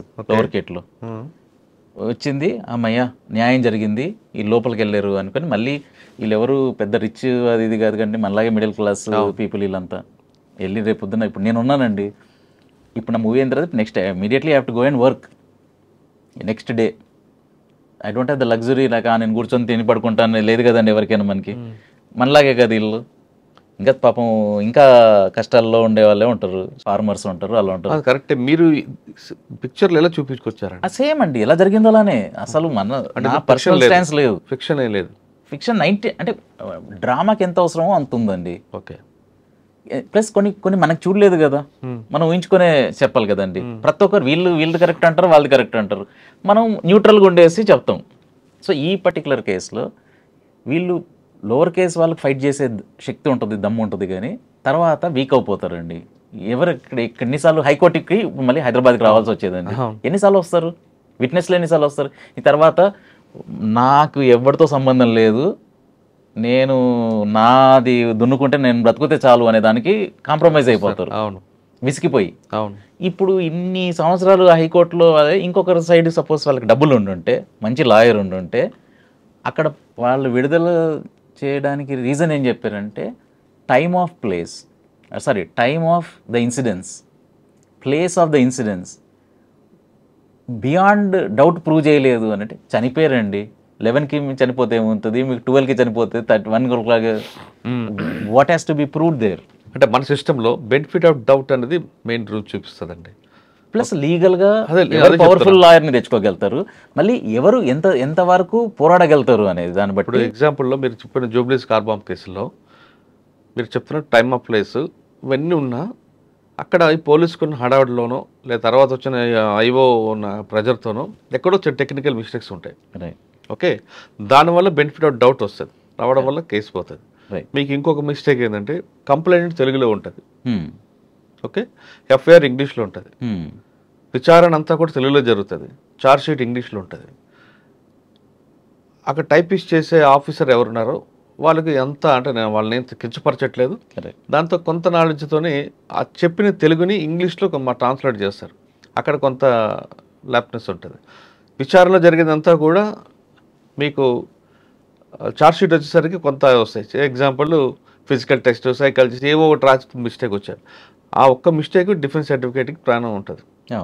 ఇప్పుడు మనకున్న సిస్టంలో ఆ 2 లూప్ హోల్స్ వల్ల కేసులు పోతుంటాయి. కరెక్ట్ అండి. ఇప్పుడు మీరు తీసుకున్న 3 కేసుల్లో మీరు ఏం సమాజానికి ఏమైనా, ఎందుకంటే మీరు 2 సినిమాల్లో కూడా ఒక మంచి సామాజిక కోణం చూపిస్తున్నారు కాబట్టి, ఇప్పుడు 23 సినిమాల్లో మీరు తీసుకున్న 3 డిఫరెంట్ కేసుల్లో మెసేజ్ ఏమి ఇస్తున్నారు? మెసేజ్ ఏంటంటే, ఒకటి మనం క్వశ్చన్ చేసుకోవాల్సింది ఏంటంటే, సపోజ్ నెంబర్ ఆఫ్ పీపుల్ చనిపోవడంతో ఊరేస్తామా లేదా అనేది మన సమాజం లాస్కి ఒక పారామీటర్ అనుకుందామండి. ఓకే, చిలుకలూరుపేటలో వీళ్ళిద్దరూ చంపిన దానికోసం ఈ 2 దళితులు ఎవరైతే చంపారో బస్సులో ఉన్న వాళ్ళంతా మనలాంటి వాళ్ళే కదా. నేను లైఫ్ అంతా బస్సులోనే ట్రావెల్ చేశాను, కాలేజ్ వరకు, ఇంక్లూడింగ్ కాలేజ్ ఇక్కడ సిటీ బస్సుల దగ్గర నుంచి. మనం ఐడెంటిఫై చేసుకోగలుగుతాం, మనమే ఉండగలుగుతాం, మన ఫ్యామిలీనే ఉండగలుగుతుంది. నెంబరే అనుకుందాం ఒక రీజన్ ఉరేయడానికి. 23 మందిని చంపితే ఉరేయాలి అంటే సరే అందరం ఒప్పుకుంటాం, సరే రైట్. కానీ దీంట్లో ఇంటెన్షన్ లేదు, చంపాలని ఇంటెన్షన్ లేదు. రెండో జూబ్లీ హిల్స్ తీసుకుందాం అండి, 26 మంది చనిపోయారు, నెంబరే ఎక్కువ అవుతాయి, అది ఎక్కువ ఉంది నెంబర్. ప్లస్ ఇంటెన్షనే మనకి మెయిన్ పాయింట్ అని అంటే, అక్కడ ఇంటెన్షన్ ఉంది, ప్లాన్ ఉంది. ఇప్పుడు మేము బాంబు పెడతాము, ఇక్కడ ప్లాన్ చేస్తాము, ఇక్కడ చంపుతాము. దీంట్లో వీళ్ళు చనిపోయినా 20-30 మంది చనిపోవచ్చు, లేకపోయినా చనిపోవచ్చు, అయినా పర్వాలేదు, 30 మంది చనిపోయారు, వీడిని చంపడానికి నేను 30 మందిని చంపేస్తా అనేది క్లారిటీతో ఉంది అక్కడ థాట్. రైట్. చుండూరులో చుండూరులో 8 మంది చంపుతాము, నరుకుతాము, వేసేసి లోపలేస్తాం అనేది ఫుల్ క్లారిటీతో ఉంది. సో ఉరి ఆ 2 కేసులలో ఎందుకు లేదండి అనేది ఫస్ట్ పాయింట్. అంటే ఉరి వేయడానికి డెత్ నెంబర్ అవసరం లేదండి. కరెక్టే. సపోజ్ అనుకుందాం డెత్ నెంబర్ ఎక్కువ అన్నా కూడా జూబ్లీహిల్స్ ఎక్కువ. సరే ఇంటెంట్ అనుకుందాం, కోల్డ్ బ్లడెడ్గా ప్లాన్ చేసి మ్యాసకర్ చాలా మందిని చంపితే వాడిని ఉరేయాలి అని అనేది ఇంకొకటి నెక్స్ట్ పారామీటర్ అనుకుందాం. అప్పుడు చిలుకలూరిపేటలో వాళ్ళని వేయొద్దు ఉరి, అవును, చుండూరు ఇంకా జూబ్లీహిల్స్లో వేయాలి ఉరి. సో ఈ డిస్క్రిపెన్సీ ఏంటి ఓకే అనేది చూస్తే మీరు ఎంత ఒప్పుకున్నా ఒప్పుకోకపోయినా ఈ 3 కేసులు చూస్తే మీకు ఐదర్ క్యాస్ట్ బలం ఉండి, డబ్బు బలం ఉండి, పవర్ బలం ఉండి, రూలింగ్ పార్టీతో మీకు మంచి రిలేషన్షిప్ ఉంది, లేకపోతే మీకు బెస్ట్ లాయర్ 10 సంవత్సరాలైనా కొట్లాడేంత దమ్ము ఉండే డబ్బులు ఉన్నాయి, లేదా మీ ఓన్ క్యాష్ పవర్ఫుల్ ఉన్నారు, వాళ్ళందరూ మీకు వచ్చి హెల్ప్ చేసి మిమ్మల్ని బయటికి తీసుకొస్తారు. ఈ 3 ఉంటే ద లా సేమ్ లా, అందరు ఈక్వల్ అని చెప్పేలా అని వేరే రిజల్ట్స్ వస్తాయండి. అది మెయిన్ ఫస్ట్ పాయింట్. ఇది ఒక థీమ్ అండి. రెండోది మెయిన్ థీమ్ ఏంటంటే వీళ్ళిద్దరు ఎవరైతే వీళ్ళు చంపారో 23 మందిని చంపారండి. ఓకే, వీళ్ళు పశ్చాత్తాపడుతున్నారు. కానీ పశ్చాత్తాపడుతున్నాము అని అంటే ఎట్లా సరిపోద్దండి? ఇప్పుడు వీళ్ళని చాలామంది ఇంటర్వ్యూ చేశారు, నేను చేయలేదండి, బట్ వీళ్ళందరూ చాలా బట్ ఎట్లా మనకు తెలియాలి పశ్చాత్తాపడుతున్నారు, రిపెంట్ అయ్యారు, రిఫార్మ్ అయ్యారు, ఇదయ్యారు, ఎట్లా తెలవాలి మనకి? దానికి ఏంటి మీరేమనుకుంటారు? ఎలా తెలియాలి? It has to be a longer punishment అండి. It has to be at least 10-15 years of it. ఒకటి. రెండోది, ఇప్పుడు మీరు చెప్పిన కేసులలోనే లాస్ట్లో బీనా మేడం గురించి చెప్పారు. Okay, the role of psychologist, okay, the role is first అసలు వీళ్ళని ఎవరైతే ప్రిజన్ లోపలికి వెళ్ళారో వీళ్ళు ఎంత పెద్ద తప్పు చేశారు అనేది ఫస్ట్ డినైల్లో ఉంటారండి. ప్రతి ఒక్క మనిషి ఆడు వెళ్ళిన తర్వాత ఏదో ఒక విధంగా జస్టిఫై చేసుకుంటాడు. అవును, చుండూరులో వాళ్ళు చెప్పాడు, మా అమ్మాయిని ఎవరో అన్నారు, మేము అందుకని చేసుకున్నాం. జస్టిఫై చేసుకోవడానికి ఏముందండి, ఎలా అయినా చేసుకోవచ్చు. క్రిమినల్ ముందు వాడు జస్టిఫై చేసుకుంటాడండి. ఇప్పుడు చంపేప్పుడు నాకు పావర్టీ ఉంది, నాకు డబ్బులు లేవు, అందుకని నేను దొంగతనం చేసుకోవాల్సి వచ్చింది. అది సో ఈ 5 phases ఉంటాయండి. ఓకే, ఈ 5 phases ఏంటంటే the first phase is acceptance of the crime. Okay, అది చేయడం అస్సలతో కాదండి. ఇప్పుడు మనం అనుకుంటాం ఎందుకంత కష్టం అని. మనమే ఇప్పుడు వైఫ్ అండ్ హస్బెండ్ ఉండొచ్చు అండి, ఫ్రెండ్స్ ఉండొచ్చు, రిలేటివ్స్ ఉండొచ్చు, ఏదో చిన్న ఫైట్ అవుతుంది. ఎన్నిసార్లు మనం ఆలోచించి అరే వాడు అన్నాడేమో కానీ నేను ఇది హార్ష్గా అన్నాను, ఈ పార్ట్ నా తప్పు, ఎన్నిసార్లు మనం మనకు అనలైజ్ చేసుకొని మనం కరెక్ట్గా మనం ఎవాల్యుయేట్ చేసుకుంటాం అండి. చాలా తక్కువ సార్లు. అంటే బీనా మేడం క్యారెక్టర్ ఎందుకు వచ్చింది ఇందులో? మొత్తం సెకండ్ హాఫ్ ఈజ్ దట్ అండి. ఓకే, సో ఈ 5 phases ఏదైతే క్రిమినల్కి కావాలో, ఫస్ట్ ఏంటంటే ఇఫ్స్ బట్స్ ఉండొద్దండి. మనము పబ్లిక్గా మనం చేసిన తప్పు, మనం అంత పెద్ద తప్పులు చేయకపోవచ్చు, బట్ నేను చెప్పాను కదా చిన్న 3 కాలేజ్ పిచ్చి మెంటల్ టైంలో నుంచి చేసిన వాటికి జస్టిఫై ఇప్పుడు నేను అప్పుడు అట్లా కాదు, నో, నేను చేసినవి అవి తప్పులు. ఫస్ట్ ఆ యాక్సెప్టెన్స్ రావాలి. అంటే ఆ క్యారెక్టర్ ద్వారా ఏం చెప్పించారండి మీరు? ఇదే అండి first phase is acceptance. Right. Second then comes the repentance part. కానీ యాక్సెప్టెన్స్ లేకపోతే రిపెంటెన్స్ ఎక్కడ వస్తుందండి? అవును. ఓకే, రిపెంటెన్స్ ఏమైంది మరి? 23 ఫ్యామిలీస్ చనిపోయినాయి. మరి 23 ఫ్యామిలీస్ పరిస్థితి ఏంటి? ఆ రోజు వరకు ఇమాజిన్ అండి, ఒక ఫ్యామిలీకి వాళ్ళ ఫాదర్ వెళ్ళారు ఆ బస్సులో, హైదరాబాద్కి వెళ్ళారు, హైదరాబాద్ నుంచి మళ్ళీ చిలకలూరిపేటకు రిటర్న్ వస్తున్నారు, లేక సత్తెనపల్లికి వెళ్తుంది బస్సు. స్టోరీస్ ఉంటాయి అందులో, 23 స్టోరీలు ఉంటాయి. అవును. జస్ట్ ఒకసారి ఆలోచించండి, అందరిలాగే బస్సు ఎక్కారు, వెళ్ళారు, మళ్ళీ రేపు మార్నింగ్ రావాలి, వెయిట్ చేస్తున్నారు. ఉంటే ఆ పాప ఉందనుకుందాం, 5th క్లాసో 6th క్లాసో ఉందనుకుందాం, ఫాదర్ ఉంటాడు, ఫాదర్ ఇక్కడ నుంచి గైడ్ చేస్తాడు, 10th చదువుకుంటుంది, ఆమె కాలేజ్ చదువుకుంటుంది, రైటర్ అవుతుంది, జర్నలిస్ట్ అవుతుంది, డాక్టర్ అవుతుంది, ఏదో అవుతుంది, ఆమెకు మంచి పిల్ల అవుతుంది, ఇది ఉంటుంది, ఒక గ్రాఫ్. సడన్గా ఈరోజు లేడండి ఫాదర్. అదే అటువంటి ఫ్యామిలీస్ అన్ని కొలాప్స్ అవుతాయి అనుకోండి కంప్లీట్లీ. అవును. మీరు అంటే 3 ఫేజ్లు చెప్పారు, 2 మిగతా 2 4th 5th. మిగతా 2 ఈ ఫస్ట్ ఈ యాక్సెప్టెన్స్ ఫేజ్ అండి. తర్వాత గిల్ట్, అయ్యో తప్పు చేశాను కదా అనే ఫేజ్లోకి రావాలి. తర్వాత రిపెంటెన్స్ ఫేజ్, 3, 4 రిపెంటెన్స్ ఫేజ్ అయింది, పశ్చాత్తాపం అయింది, తర్వాత రిఫార్మ్. నిన్న ఒకటి ఉండి ఈరోజు ఎట్లయిపోతామండి మనం? ఎన్నో ఇప్పుడు అనుకుంటాం కదండి, కాదు ఇప్పుడు ఈరోజు ప్రతిరోజు అనుకుంటాం మనం, కాదు నేను ఫిట్నెస్ మీద చేస్తాను, వాకింగ్ ఏం చేస్తాను, లేకపోతే డైట్ కొంచెం చేస్తాను, మళ్ళీ రేపు మళ్ళీ చేస్తాం జిమ్కి. ఏం మనలోనే మనం ఇంత కష్టం రిఫార్మ్ అవ్వడం అనేది, క్రిమినల్ రిఫార్మ్ అవ్వడం ఎంత కష్టం. So it's a very complicated subject అండి. ఎంతవరకు వీలవుతున్నంత వరకు మూవీలో చూపించాము. 5th ఫేజ్ ఏం చూపించారు? 5th ఫేజ్ ఇస్ రిహాబిలిటేషన్ అండి. రిఫార్మ్ అయ్యాడు, కానీ రిఫార్మ్ అయ్యాడు అనేది నేను చెప్తే, మీరు చెప్తే, వాళ్ళు చెప్తే కాదు, కానీ ప్రిజన్ అఫీషియల్స్ ఇంకా సైకాలజిస్ట్ చెప్తే వాళ్ళకి ఎవ్రీ ప్రిజనర్ అండి. మీరు ఎస్పీ ప్రిజన్స్, ఇప్పుడు నేను అందరిని ఇంటర్వ్యూ చేశానండి, శివ్ కుమార్ సార్ని ఇంటర్వ్యూ చేశాను.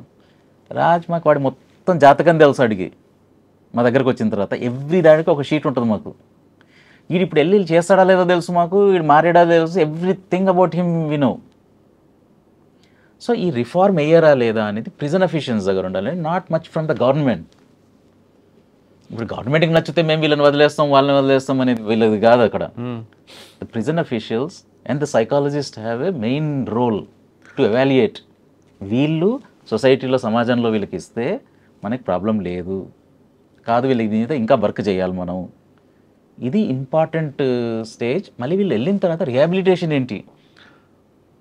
సార్ మీరు చెప్పిన 5 ఫేజ్లు బాగున్నాయి, కానీ బయటకు వచ్చిన తర్వాత వాళ్ళకి సొసైటీ ఒక ముద్ర వేస్తుంది. అదే సార్, దొంగ, అవును, లేదా మీడియా కూడా ముద్ర వేస్తుంది, దొంగ, వీళ్ళ ఫ్యామిలీ దొంగ అని. మీరు చెప్పిన 5 ఫేజుల్లో మరి ఇక్కడ సొసైటీ ప్లేస్ ఎక్కడ కనిపించట్లేదు. సొసైటీ కూడా తప్పు ఉంది కదా, సొసైటీ కూడా మారిన వ్యక్తిని అక్కుని చేర్చుకోవాల్సిన అవసరం ఎంత ఉంది కదా. ప్రతి వ్యక్తి కూడా తప్పు చేసినప్పుడు మారకుండా రూల్ ఏం లేదు కదా. మరి సొసైటీది, మీడియా రోల్ ఏంటి సార్? ఇప్పుడు వీళ్ళు క్రైమ్ చేసే దాంట్లో కూడా చూస్తే, మీరు మూవీలో చూసిన తర్వాత అసలు ఫస్ట్ క్రైమ్ చేయడంలోనే సొసైటీ సొసైటీ చేయి ఉంటుంది. అదే ప్రతి నేరస్తుడు కూడా అండి, పుట్టగానే ఎవరు కలెక్టర్ ఎవరు, పుట్టగానే ఎవరు క్రిమినల్ కాదు. ఆ సర్కమ్టెన్స్, ఆ ఫ్యామిలీ బ్యాక్గ్రౌండ్, ఫ్రెండ్ సర్కిల్, ఇవి ఎలాగ అని ఒక స్టేజ్ తీసుకొస్తాయి. మీరు నాకు చెప్పారు పిఎఫ్సి, ప్రీఫ్రంటల్ కార్టెక్స్. ఆ పిఎఫ్సి ప్రకారం మీరు ఒకటి రౌడీగా ఉండాలని, చదువుకోవాలని, ఒక కామ్గా ఉండాలి, ఈ డిఫరెంట్ సెక్టర్లో లాగా స్ట్రక్చర్ పేరు బిల్డ్ అవుతుంది. కరెక్ట్. ఒక స్టేజ్కి వచ్చిన తర్వాత నువ్వు విలన్గా ఉండి బాగుండాలనుకుంటే అది విలన్గానే అక్కడ కంటిన్యూ అవుతుంటాడు, అదేదో అది హీరోజీ అనుకుంటాడు. అంతే. నువ్వు హీరోగా ఉన్నా బాగుంటే అది అనుకుంటారు. ఇప్పుడు ఇక్కడ మీరు చూపించిన సినిమాలు అన్నింటిలో కూడా సొసైటీ రోల్ ఏమైనా చూపించారా లేదా? చూపించామండి. ఇప్పుడు వాళ్ళు క్రిమినల్ అవుతున్నప్పుడు కూడా మన మన మన రోల్ ఉందండి. ఓకే ఓకే బయటికి వచ్చిన తర్వాత వాళ్ళు రిహాబిలియేట్ అవుతారా లేదా? 5th ఫేజ్ రిహాబిలిటేషన్, దాంట్లో మన కాంట్రిబ్యూషన్ అంత ఉంది. అవును. కాకపోతే నేనేమంటానండి, ఆ రిహాబిలిటేషన్లో మనం ఎందుకు పార్టిసిపేట్ చేయాలి అంటే 2 రీజన్స్ అండి. ఫస్ట్, మంచి హార్ట్ ఉండి, అరే మనలాగే హ్యూమన్స్ వాళ్ళు, మనలాగా అదృష్టం లేకుండా కొన్ని పరిస్థితుల వల్ల చేయరు, సో నాకు ఎంపతీతో నాకు వీళ్ళు మళ్ళీ కలవాలి అనే ఫీలింగ్ ఉంటే మంచిదండి అది. ఓకే సరే, అంత మంచితనం సొసైటీలో ఇప్పుడు లేదు అనుకుందాం. ఓకే, పెద్దగా లేదు కూడా, ఎందుకంటే వాడేవాడో నాకేం సంబంధం అని అనుకుంటారు.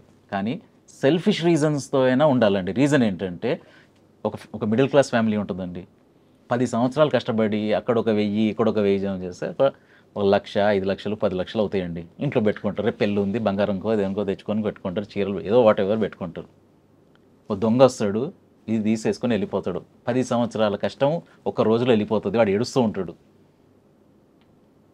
సో ఇప్పుడు వదిలేసిన దొంగ మారకపోతే మనలోనే ఎవరికో దొంగతనం అవుతుంది. ఈ రేపు చేసేవాడు ఎవరికైతే మన పిల్లలే, మన అమ్మాయిలే ఎవరికైతే మన వైఫ్ కావచ్చు, మన పిల్లలు కావచ్చు, ఇంకెవరైనా కావచ్చు. సో ఇది మనకి ఎఫెక్ట్ అవుతుంది. కాబట్టి అదే నేను అన్న 2 రీజన్స్ అంటే, మంచితనంతో చేస్తే చాలా సంతోషం, సెల్ఫిష్ రీజన్స్తో అయినా చేయాలి, ఎందుకంటే మళ్ళీ మనకే ఎఫెక్ట్ అవుతుంది కాబట్టి. కరెక్టే. కానీ దొంగ వైపు నుంచి మీరు ఎప్పుడైనా మాట్లాడారా? దొంగ వైపు ఏం చెప్తారంటే, నేను నాతో పాటు పక్కన కుర్రాడు, ఇద్దరు ఫ్రెండ్స్, ఇద్దరం ఒకే స్కూల్లో చదువుకుని ఇద్దరం ఒక స్థాయికి వచ్చాం.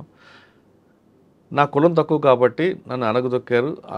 ఆ పెద్ద అగ్రవర్ణాలు కాబట్టి వాడు పైకి వచ్చి చదువుకున్నాడు, వాడు సంపాదిస్తున్నాడు, నేను సంపాదించట్లేదు కాబట్టి నేను దొంగతనం చేశానంటారు. అవునండి, 100% అది వ్యాలిడ్ రీజన్. కాకపోతే ఆ వ్యాలిడ్ రీజన్ ఉన్నప్పటికి కూడా, ఓకే అది ఎలా వ్యాలిడ్ రీజన్ అవుతుందండి? నీ చదువుకుని నువ్వు పైకి రావచ్చు కదా, నీకు ఎవరు అడ్డుకోవట్లేదు కదా. అంత ఈజీ కాదండి. ఆ పరిస్థితులు ఇప్పుడు ఫర్ ఎగ్జాంపుల్ నేను ఒక ఎగ్జాంపుల్ చెప్తానండి. ఓకే, ఇప్పుడు RS Praveen Kumar sir social welfare తీసుకున్న తర్వాత దాని క్వాలిటీ ఆఫ్ ఆ పిల్లలందరిది ఎక్స్ట్రాడినరీ అండి. అవును. నేను మల్లేశం కోసం 3 పిల్లలు కావాలి నాకు, మొత్తం సిటీ అక్కడ ఇక్కడ అంత ఎదుకున్నా ఎక్కడ దొరకట్లేదండి. ఐదర్ టూ పాష్ ఉన్నారు, కాన్ఫిడెన్స్ ఉంది. నేను విలేజెస్కి వెళ్ళి వాళ్ళంతా పాపం మా యాక్టింగ్ కోచ్ ఉన్నారు, చాలా ఓపిక పర్సన్, అతనితో వాళ్ళ ఇంట్లో ఉంచుకొని చేసాడు, కానీ ఇలా కాన్ఫిడెన్స్ రావట్లేదు. మళ్ళీ నాకు మా కెమెరా టీంలో ఫ్రెండ్, నేను ఒకటి కీసర్లో వాళ్ళది ఒక స్కూల్ ఉంది, ఫైన్ ఆర్ట్స్ స్కూల్, అక్కడికి వెళ్తే ఆ పిల్లలు అసలు నార్మల్గా లేరు అని అన్నాడు. వెళ్తే వాళ్ళని సార్ అక్కడ యాక్టింగ్ కూర్చున్నాడు, 3 పిల్లలు అంటే 3 పిల్లలు ఇచ్చాడు. నేను వెళ్ళి అసలు ఏం ఒక కోచింగ్ డైరెక్షన్ ఏం లేదండి, నేను కెమెరా పెట్టుకొని వాళ్ళకి డైలాగులు ఇచ్చేస్తే వాళ్ళే చదువుకుంటారు, వాళ్ళే నేర్చుకుంటారు, వాళ్ళు చేసుకుంటారు. సో దీనికి గవర్నమెంట్ ఇంత ఫండ్ ఇచ్చింది, ఈ ఆఫీసర్స్ వీళ్ళని చేసే బాధ్యత ఉంది, ఇవన్నీ ఉండి వీళ్ళందరూ చదువుకొని బయటకు వచ్చారండి. ఫర్ ఎగ్జాంపుల్ దానికన్నా ముందు ఒక 10 years తీసుకుందాం. మీరు ఆర్ఎస్ ప్రవీణ్ కుమార్ గురించి చెప్పారు, ఆయన కూడా కింద స్థాయి నుంచి వచ్చిన వ్యక్తి. కరెక్ట్ అండి, కరెక్ట్ అండి. కానీ ఆయనకున్న నాలెడ్జ్ ప్రకారం ఈ రోజు చాలా మందికి ఒక రోల్ మోడల్ అయ్యాడు. కరెక్ట్ అండి. అన్నిటికన్నా ఇంపార్టెంట్ ఈ రిజర్వేషన్లు పిల్లలకు వద్దని చెప్పిన వ్యక్తి. రిజర్వేషన్లు యాక్చువల్గా ఆయన క్యాష్ ఆయన దీంట్లో రిజర్వేషన్లు ఉంటాయి, కానీ ఆయన 2 పిల్లలకి రిజర్వేషన్ తీసుకోలేదు ఆయన. కరెక్ట్ అండి సార్, ఇది ఇంకా చాలా కాంట్రిబ్యూషన్ ఉంది. బట్ నేను అనే పాయింట్ ఏంటంటే గవర్నమెంట్ చేయాల్సింది ఒకటి ఉంది, అఫీషియల్స్ చేయాల్సింది ఉంది. దానికన్నా ముందు పాపం వాళ్ళు గవర్నమెంట్ చేయలేదు అనట్లేదండి, అఫీషియల్స్ చేయట్లేదు అనట్లేదు, కానీ ఇట్లా చేయలేదు కదా. సో ఇట్లా చేయలేనప్పుడు వాళ్ళకి సరిగ్గా రిసోర్సెస్ ఇవ్వకుండా ఉన్నప్పుడు వాళ్ళందరూ ఇంత గొప్ప కాలేదు కదా. ఇప్పుడు వీళ్ళు ఉన్నప్పుడు స్వేరోస్ ఈ 10 సంవత్సరాల పిల్లల్లాగా అవ్వలేదు కదా. వాళ్ళు సపోర్టింగ్ ఆఫీసర్ కావాలి, వాళ్ళందరూ లేనప్పుడు ఇప్పుడు ఎవరు రెస్పాన్సిబుల్, వాళ్ళు చదువుకోలేదు అని అంటే అక్కడ ఉన్న ఆఫీసర్ ఆర్ఎస్ ప్రవీణ్ కుమార్ గారు కాబట్టి దాన్ని అది సార్ గవర్నమెంట్ అక్కడ కొంచెం సపోర్ట్ ఇవ్వడము, అతనికి పవర్ ఇవ్వడము, అతను సిన్సియారిటీతో చేయడంతో 1,00,000 మంది ఇట్లా వెళ్ళిపోయారు. సో దానికన్నా ముందు 1,00,000 కాలేదు అని అంటే ఎవరు రెస్పాన్సిబుల్? మనం వేసే సొసైటీ రెస్పాన్సిబుల్ కాదా? కరెక్ట్. అది అంటే మీరు ఫైనల్గా మరి దానికన్నా ముందు అదే స్కూళ్ళు అదే పిల్లలు, అప్పుడు వాడు చదువు రాకుండా వాడు దొంగ అయ్యాడు, ఫెయిల్ అయ్యి ఇక్కడ చదువుకొని ఇప్పుడు వాళ్ళు ఎవరెస్ట్ ఎక్కుతున్నారు, ఇంజనీర్ అవుతున్నారు, డాక్టర్లు అవుతున్నారు, హార్వర్డ్కి వెళ్తున్నారు. అవును. సో ఇది సొసైటీది ఎట్లా కాదండి, ఇది మనందరు కలెక్టివ్ ఫెయిల్యూర్ కదా. నేను ఒక్క పర్సన్ అనట్లేదు, అక్కడ చదువు చెప్పేవాళ్ళు, టీచర్లు, గవర్నమెంట్లు, ఫండ్స్ వెళ్తున్నాయా? దానికన్నా ముందు ఎప్పుడండి మీరు ఒక్కటి చూడండి, ఆ గవర్నమెంట్ స్కూల్స్ వాళ్ళు పెట్టిన హాస్టల్ అన్నిట్లలో మనం న్యూస్ పేపర్లలో ఒకటి చదివేవాళ్ళం, అన్నంలో పురుగులు వస్తున్నాయి, ఇంతమంది ఇదయ్యారు, ఆడపిల్లలు వీటిలలో వాళ్ళని ఎక్స్ప్లాయిట్ చేస్తున్నారు, ఒక అమ్మాయి ప్రెగ్నెంట్ అయిపోయింది, ఇవే వినేవాళ్ళం. బాత్రూమ్ డోర్లు ఉండవు, 9th క్లాస్ పిల్ల ఉంటుంది, ప్రెగ్నెంట్ అయింది. ఎవరు చేసి ఉంటారు? ప్రెగ్నెంట్ ఎట్లా అవుతారండి? ఒక మైనర్.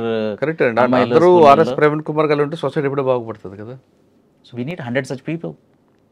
బట్ అక్కడంతా మనందరు కలెక్టివ్ ఫెయిల్యూర్ కదా. అవును. పిల్లోడు ఫెయిల్ అయ్యి దొంగతనంకి రీజన్ కావడానికి. కరెక్ట్. కానీ ఈ సినిమాలో సమర్థించట్లేదండి. కాకపోతే మనం 2 ఉండాలి. రీజన్ ఎందుకు ఉండాలి అనేది ఆ రీసెర్చ్కి వెళ్ళాలి.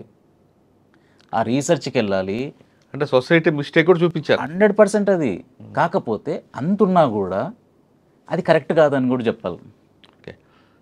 అంటే ఎప్పుడు ఈ సినిమాకి ఎప్పుడు ముందుకు వస్తుందంటే దీని వెనక చాలా కష్టాలు పడ్డారు కదా.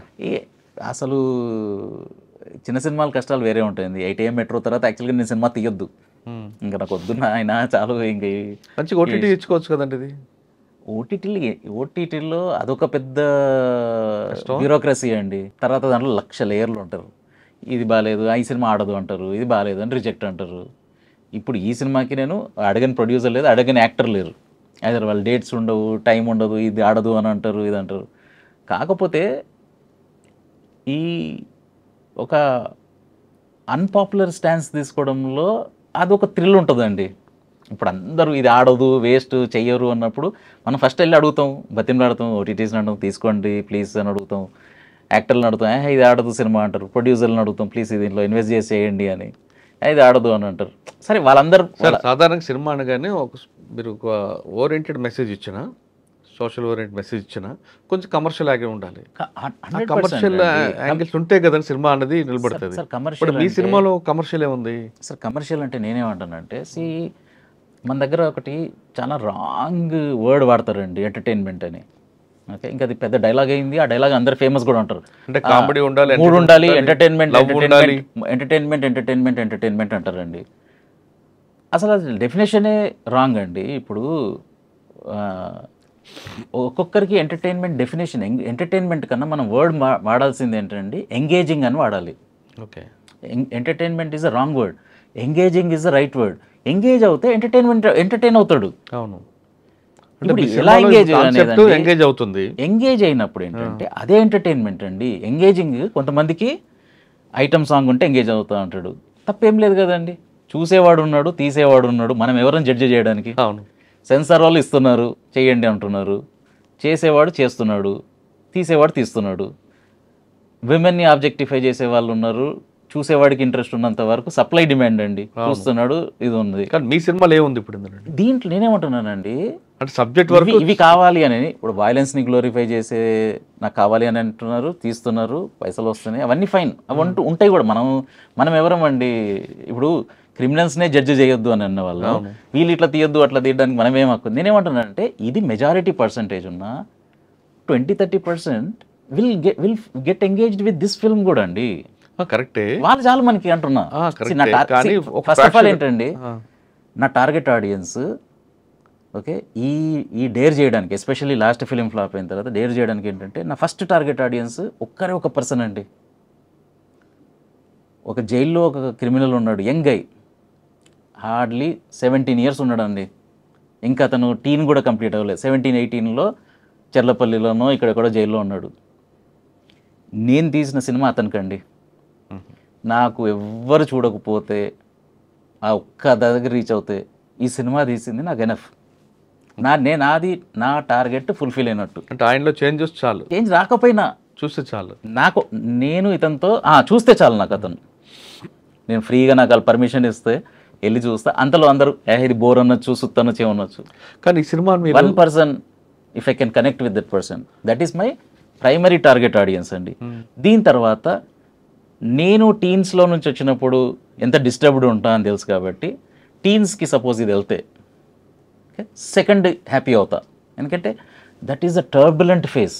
అవును, కొంచెము జస్ట్ ఆ గట్టెక్కితే దెన్ సో అక్కడ కొంచెం ఓపిక పట్టాలి. కొంచెం ఇది ప్రీచినెస్తో ఎవరైనా చేంజ్ అవుతారండి, ఎవరు చేంజ్ గారు కాదు. కాకపోతే ఎంగేజ్ అవ్వచ్చు, అదే అంటున్నానండి. ఎంటర్టైన్మెంట్ కన్నా ఎంగేజింగ్, మేబీ అతనికి ఎంగేజింగ్ అనిపించవచ్చు ఒకరికి, ఇంకొకరికి ఫస్ట్ సెకండ్ చెప్పారు, థర్డ్ వీళ్ళతో పాటు 20-30%కి ఇట్లాంటివి ఇష్టం ఉంటుందండి.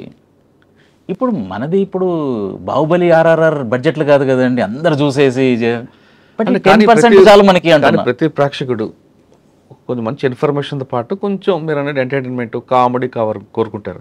ఇప్పుడు మీకు పిక్చర్లో కనిపిస్తుంటాయి మసాలా ఉంటుందండి. ఐ మీన్ దేర్ ఇస్, ఇప్పుడు వీళ్ళిద్దరు ఉన్నారండి, ఓకే, దేవర్ లైక్ జస్ట్ హార్డ్లీ 20 అండి, రైట్. ఇద్దరు ఎవరైతే చిలకలూరుపేటలో ఉన్నారో వాళ్ళకు కూడా they have a tender love story అందులో సినిమాలో ఉంది. Of course he buy the age of 20 వాళ్ళ అమ్మాయి that she was hardly 16. They had a daughter by the time this guy came to prison. Sir, ఇప్పుడు మీరు there is a lot of beautiful tender love story in it. Oh, so that's a very engaging. See, మన responsibility అండి.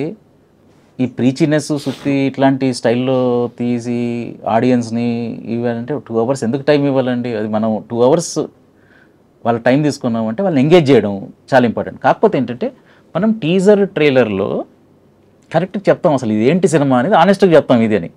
ఎందుకంటే ఏదో చెప్పేసి అందరు అది కాదు కదండి. దీనికి ఎవరు టార్గెట్ ఆడియన్స్ అనేది వాళ్ళకే చెప్తాం, ప్లీజ్ మీరు ఈ పార్ట్ మీరు రండి అని. కానీ వచ్చిన వాళ్ళని 2 hours వాళ్ళని ఎంగేజ్ చేయగలాలి. అది మన జాబ్, అది మన రెస్పాన్సిబిలిటీ. 2 hours టైం ఎందుకు ఇస్తారు? డబ్బులు పక్కన పెట్టండి, 2 hours టైం తీసుకుంటున్నాం. దట్ విల్ బి ఎంగేజింగ్ అండి. చాలా మంచి love story, there are beautiful songs in it, there are so many things.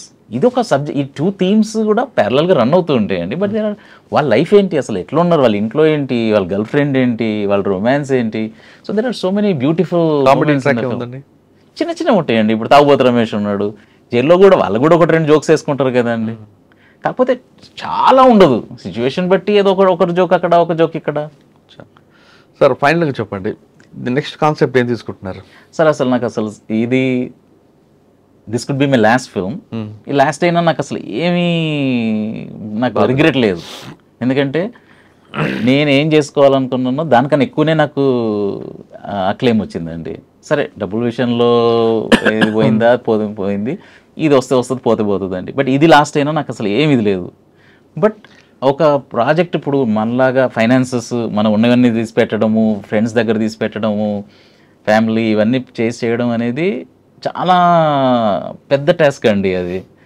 So idea ఎలా ఉండాలంటే ఈ అన్ని కష్టాలకైనా ఎగ్జైట్ అయ్యి చేసేంత ఉండాలి. ఇప్పుడు 23 ఫిల్మ్ నేను వద్దురా, నాకు ఇప్పుడు కొన్ని రోజులు అట్లీస్ట్ 2-3 సంవత్సరాలు రికవర్ కావడానికి పడుతుంది అనే లోపలే మళ్ళీ రావడానికి రీజన్ ఐడియా చేయించింది నాతో. ఆ ఎనర్జీ ఐడియా తీసుకురావాలండి. మనం వెళ్ళి చేస్తా అంటే కుదరదు. మళ్ళీ ఇంకొక మంచి ఐడియా వచ్చింది ఇప్పుడు మీలాంటి వాళ్ళ దగ్గర నుంచి ఇంకొక మంచి ఐడియా వస్తే అప్పుడేం చేస్తారు? అప్పుడు మళ్ళీ అప్పుడు ఈ ఛాలెంజ్లు అన్నీ రావాలని కోరుకుందాం. అంటే మీరు ఇక్కడ ఫైనాన్షియల్గా తీసుకుంటే ఇప్పుడున్న కష్టాలు చూస్తే ఎవరికైనా అనిపిస్తుంది, కానీ సొసైటీకి రెస్పాన్సిబిలిటీ తీసుకున్న డైరెక్టర్లు కావాలండి, రైటర్స్ అండ్ డైరెక్టర్స్ మీలాంటి వాళ్ళు రావాలి. మీరు చెప్తున్నట్టుగా ఒక టార్గెట్ రీచ్ అవ్వాలి. అంటే మీరు అన్నట్లుగా అంటావు మామ ఆలాడు కాకుండా ఒక పబ్లిక్ ఒక మెసేజ్ వెళ్ళింది అనుకోండి, సొసైటీ రెస్పాన్సిబిలిటీ ఏంటి, సోషల్ రెస్పాన్సిబిలిటీ తెలిస్తే డెఫినెట్గా సొసైటీకి మీ కంట్రిబ్యూషన్ ఉంటుంది, అందులో చేంజ్ వస్తుంది అని నా అభిప్రాయం. Thank you sir. Hopefully idea అనేది మాత్రం అదృష్టం సార్. అది మనము ఎంత ప్రయత్నించినా రాకపోవచ్చు. లక్కీగా అప్పుడప్పుడు ఏం చేయకపోతే ఫ్రెండ్స్ ఎవరో చెప్పడం, ఇప్పుడు మీరేదో చదివితే బాగుంది, లేకపోతే ఇక్కడ చదవడము, ఇంకా అది అదృష్టం సార్. సపోజ్ అంత స్ట్రాంగ్ ఐడియా వచ్చి ఉన్న ఇవన్నీ కష్టాలు మర్చిపోయి మళ్ళీ ఆ ఎనర్జీతో మళ్ళీ ఇంకొకటి ట్రై చేస్తాను, రావాలని కోరుకుంటున్నాను. Thank you sir. సాధారణంగా స్మగ్లర్స్ మీద లేదా విలన్స్ మీద సినిమా తీస్తారు, కానీ సామాజిక కోణంలో సొసైటీలో జరుగుతున్న క్రిమినల్స్ మీద ఒక మంచి సినిమా వస్తుంది, అదే 23. రకరకాల నేరాలతో శనికావసలు కొంతమంది చేస్తారు, మరి కొంతమంది ప్రీ ప్లాన్డ్గా చేస్తారు, కానీ ప్రతి క్రిమినల్ వెనుక ఒక స్టోరీ ఉంటుంది. మీరు అనుకుంటున్నట్లుగా అంతే సినిమా స్టోరీస్ కావు, ఆ రియల్ లైఫ్లో జరిగిన స్టోరీని రియల్ లైఫ్లో తీసుకొస్తున్నారు రాజకొండ గారు. ఖచ్చితంగా 23 సినిమా చూడండి, అందులో ఒక మంచి కోణం కనిపిస్తుంది. దానివల్ల మీలో మార్పు రాకపోయినా మీ తర్వాత జనరేషన్ అనేసి మార్పు రావడానికి ఆయన మంచి లైన్ ఎంచుకున్నారు. అది ఈ వారం రాజకొండ గారితో ఎక్స్క్లూజివ్ ఇంటర్వ్యూ. వచ్చే వారం మరో కాన్సెప్ట్ మళ్ళీ కలుస్తా. అందరూ నమస్తే, thank you. Thanks for the opportunity.